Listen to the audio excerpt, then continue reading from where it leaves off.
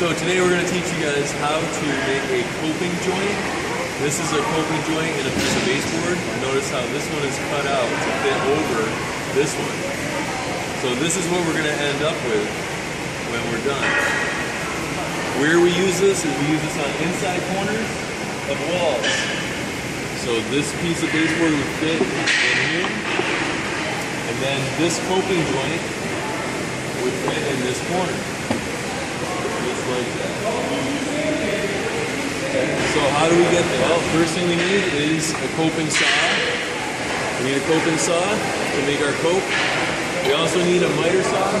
This is a power miter saw. You don't have to have a power one. You can make a 45-degree angle cut with a hand saw or a power miter saw.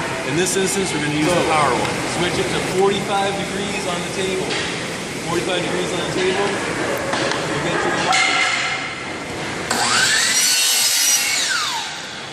Nice. So this is what we want. We want a 45-degree bevel across the face of the baseboard.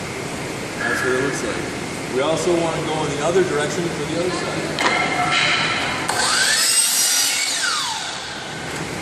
So now we have a left side and a right side cope. So let's start the actual coping. Coping saw, I like to have the teeth pointed away from me so that I'm cutting on the downstroke and I'm pushing into the table. You don't have to do that. If you prefer, you can turn the blade around and have the teeth pointing towards you and cut on the upstroke. It's totally your personal preference. What I'm going to do is I'm going to gently put the blade up against the baseboard like this, and I actually like to back bevel it a little bit. In other words, I'm not going to make a perfectly 90-degree angle cut. I'm going to back it up a little bit just so that there's no material here that's going to run into my next piece that's already on the wall. So here we go. Be gentle at first till you start your cut, and then once you get your cut started, then you can really go to town. And I'm just keeping it straight, cutting on the line that's in between the face and the beveled surface. When I get to this corner right here, I'm going to stop. Tilt my blade up just a little bit so I get a nice square cut. There. Now I'm going to back out of that cut. And now I'm going to come from this direction. I'm going to cut out that little square.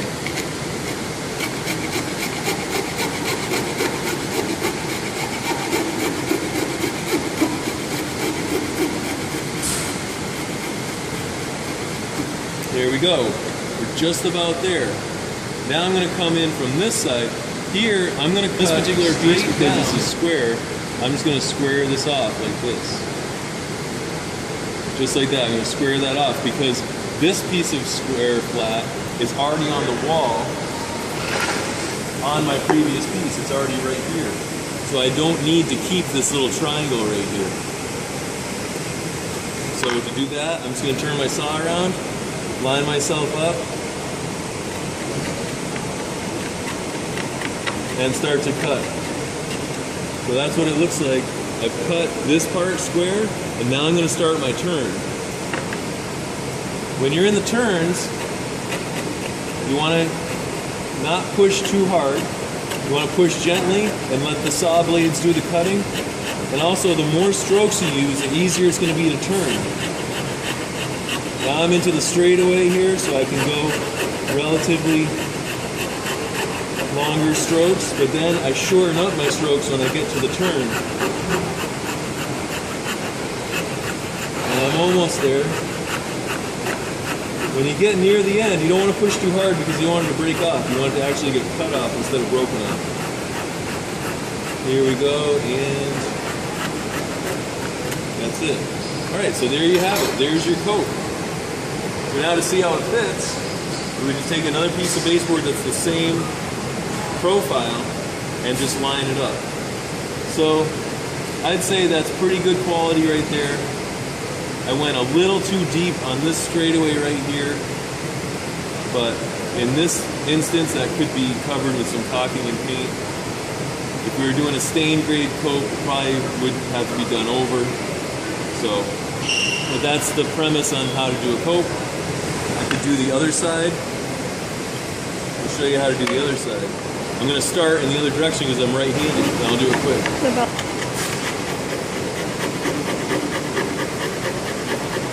Stop here, back up. Shouldn't be playing with your phone.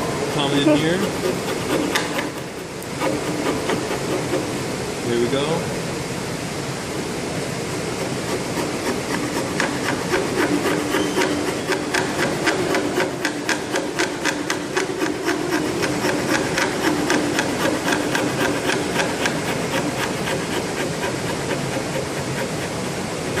Here, how fast was that? Bell's about to ring. But we got our cope done. Look at that. That's actually a little bit better than the first one. Thank you very much. Appreciate your time.